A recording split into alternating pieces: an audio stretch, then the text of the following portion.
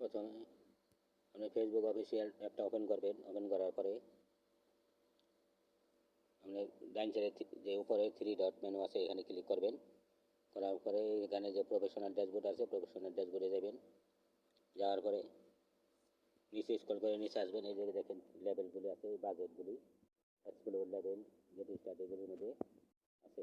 এই যে নিচে আছে monetization, profile recommendation, progressing and achievement. এই অ্যাচিভমেন্টে ক্লিক করবেন। করার পরে এই যে জানেন কতগুলি